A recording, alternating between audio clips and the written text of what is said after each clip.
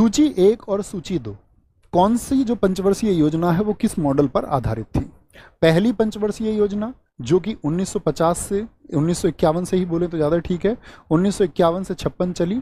इसका मॉडल कौन सा था? तो पहली का था हेराल्ड डोमर, मतलब जिन व्यक्तियों ने प्लान दिया कि कैसे भाई हमारा देश तब आज़ाद हुआ था, लोग ये कहते थे हमारा देश सर्वाइव भी नहीं करेगा, लेकिन हमारा देश बहुत अच्छे से चला। दूसरा जो चला 1951 से 56 तक आपका दूसरा 5 ईयर प्लान था, और दूसरा किस पर था? आपका महालनोबिस, जिनको भारतीय सांख्यिकी का जनक भी कहते हैं। तीसरी पंचवर्षीय योजना चली 1956 से 61, ठीक है, और तीसरा किस पर था? आपका दोस्त एस चक्रवर्ती मॉडल पर। और जो चौथी चली 1961 से 66 वो आपका किस पर आधारित थी? आपका अशोकारुद्र मॉडल पर आधारित थी। तो क्या बनेगा आपका? 2 4 1 3, 2 4 1 3 एकदम से ठीक हो जाएगा, ठीक है, ये आपको पता होना चाहिए। सबसे इंपॉर्टेंट बनता है ये काल। अब इसको देखिए एक बार, मुझे बताइए कितनी पंचवर्षीय योजनाएं कुल हमारे देश में सक्सीड कर पाई, कितनी पंचवर्षीय योजनाएं हमारे देश में टोटल हुई? तो अभी मैंने बताया पहली हेराल्ड डोमर पर कौन सी? 1950 से 1951 ही बोले, 1951 से 56। 1956 से लेकर के आपका 61 तक ये क्या थी? ये सेकंड थी, ये पहला 5 ईयर प्लान था, ये सेकंड 5 ईयर प्लान था।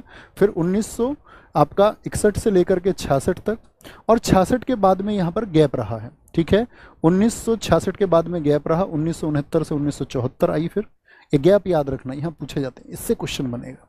1974 से 78 रहा, फिर जनता पार्टी की सरकार आ गई, यहाँ पर उसको बंद कर दिया गया, 2 साल तक यहाँ गैप रहा, 1980, ये याद रखें। फिर 1980 से 85, और 1985 से आपका 90, और फिर यहाँ पर एक गैप है, और फिर कोई गैप नहीं है। तो आप अगर गैप याद रख लेंगे तो बाकी ईयर याद रहेंगे कि गैप कहाँ कहाँ पर है। तो फिर आपका आता है 1900 कहाँ से? 92 से 97, ठीक है। फिर 1997 से लेकर के सन 2002, और 2002 से वाले आपका कब तक चली? 7 तक चली। और 2007 से कब तक चली? 2007 से 12 तक चली। मुझे बताइए कौन से नंबर की है? और 2012 से लेकर के चलनी तो कब तक थी? बताइए, 5 साल का है तो 17 तक, लेकिन चली कब तक? 2015 तक। तो ये एंड कर दी गई, 12वीं पंचवर्षीय योजना थी।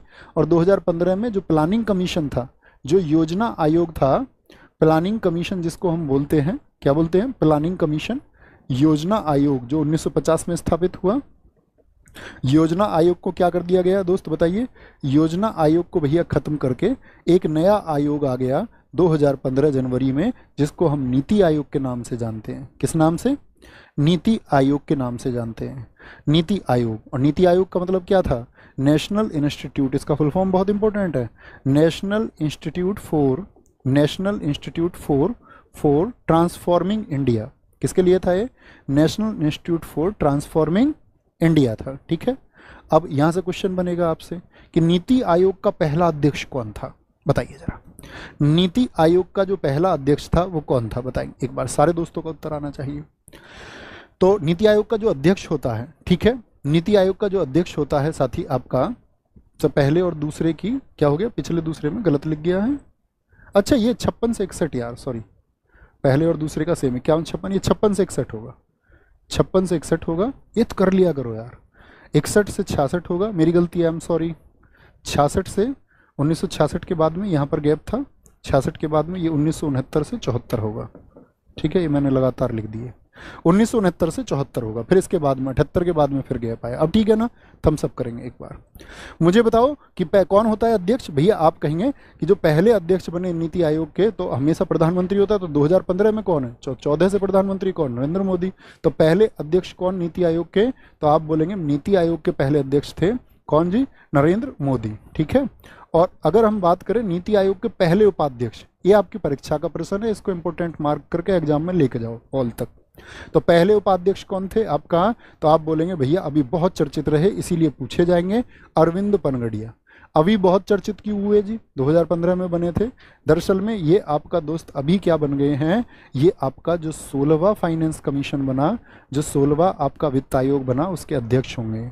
16वें वित्त आयोग के कौन बन गए हैं? ये अध्यक्ष बन गए हैं। 16वें वित्त आयोग के कौन है? ये अध्यक्ष बन गए हैं। मुझे बताइए वर्तमान में कौन है इसके? वर्तमान में जो उपाध्यक्ष है वो कौन है नीति आयोग के? तो वर्तमान में जो साथी आपका कौन है? सुमन के बैरी हैं। क्या नाम है, सुमन के बैरी। ये वर्तमान में साथी आपका उपाध्यक्ष है।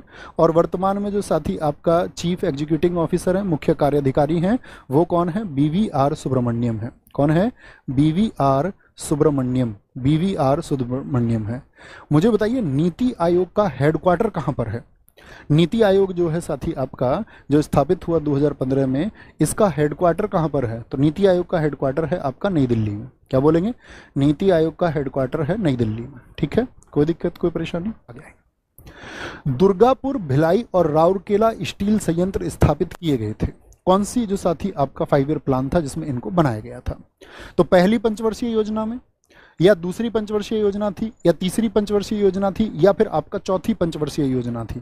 तो क्या बोलेंगे आपका भैया कौन सी पंचवर्षीय योजना में, तो आप बोलेंगे जो दूसरी पंचवर्षीय योजना थी आपका 1956 से 61, उसमें इसको बनाया गया। दुर्गापुर कहाँ पर स्थित है बताएंगे, पश्चिम बंगाल में, वेस्ट बंगाल में। भिलाई कहाँ पर स्थित है साथी आपका, छत्तीसगढ़ में है। कहाँ पर है, छत्तीसगढ़ में है। और राउरकेला कहाँ पर है, ये उड़ीसा में है, उड़ीसा में है।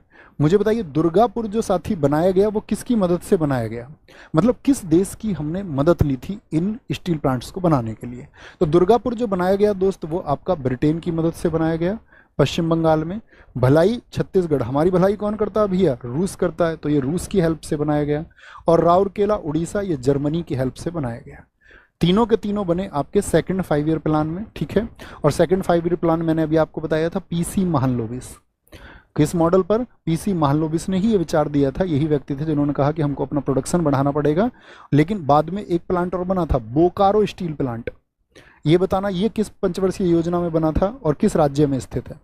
बोकारो स्टील प्लांट किस राज्य में साथी स्थित है, तो बोकारो स्टील प्लांट ये आपका झारखंड में 1964 में स्थापित हुआ। झारखंड में 1964 में स्थापित हुआ था दोस्त, 1964 में। और ये हमने रूस की हेल्प से स्थापित किया। किसकी हेल्प से, रूस की हेल्प से। अब 1964 का मतलब कौन सा 5 ईयर प्लान था, सोच के बताइए। पहला 1951-56, दूसरा 56 से 61 और तीसरा 61 से 66। तो 1961 से 66 के बीच में आएगा, यानी थर्ड 5 ईयर प्लान में। कौन सी योजना में, तीसरे 5 ईयर प्लान में, तीसरी पंचवर्षीय योजना में इसको साथी स्थापित किया गया था। अनवरत योजना भारत में कब लागू की गई थी, जिसको हम साथी बोलते हैं क्या, अनवरत, बिगर रुके योजना ऐसे भी बोल देते हैं उसको। भारत में कब लागू हुई, 1966-67 में, 69-70 में, 78-79 में, या 89-90 में लागू की गई। तो क्या बोलेंगे भैया 78-79 में। मुझे आप बता सकते हैं कौन सी दो 5 ईयर प्लान के बीच में, तो पांचवी और जो छठा 5 ईयर प्लान था, पंचवर्षीय योजना थी, उनके बीच में इनको लागू किया गया। उनके बीच में अनवरत योजना को लागू किया गया। किस सरकार ने इसको लागू किया था अनवरत योजना को, तो जनता गवर्नमेंट आई थी, जनता सरकार ने इसको लागू किया। बहुत बार पूछा जाता है अनवरत योजना का जो मॉडल था वो कौन सा मॉडल था, तो गांधीवादी मॉडल था। परीक्षाओं में बहुत बार पूछा गया है कौन सा मॉडल था, गांधीवादी मॉडल था। और इसका जो फादर कहा जाता है, who is the father of the contiguous जो आपका का स्कीम थी, तो फादर कौन थे इसके, वो थे रैगनर फ्रिश।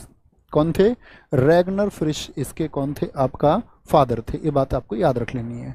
और यही योजना है जो रोलिंग प्लान, रोलिंग प्लान किसने बनाया था, क्या बोलेंगे, रोलिंग प्लान पर आधारित थी। बता सकते हैं आप, रोलिंग प्लान बनाने वाले दुनिया में बहुत चर्चित व्यक्ति हैं ये। रोलिंग प्लान पर ये बेस्ड थी, रोलिंग प्लान पर ये आधारित थी। और इसको बनाया था किसने, गुन्नार मिडल ने बनाया था। क्या बोलेंगे, गुन्नार मिडल ने इसको बनाया था। वही गुन्नार मिडल जिनकी पुस्तक बहुत इंपॉर्टेंट है, एशियन ड्रामा। क्या बोलेंगे, एशियन ड्रामा बुक।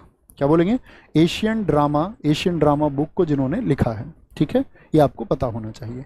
अच्छा, रैगनर फ्रिश का नाम आप जानते हैं, कभी सुना है किसी ने, तो यही वो व्यक्ति हैं जिनको 1969 में नोबेल मिला था इकोनॉमिक्स के लिए। और नोबेल पाने वाले इकोनॉमिक्स में ये पहले व्यक्ति थे। क्या बोलेंगे, नोबेल पाने वाले ये फर्स्ट पर्सन थे, पहले व्यक्ति थे। क्या बोलेंगे, ये पहले व्यक्ति थे। ये बात याद रखेंगे जी भैया, याद रखेंगे।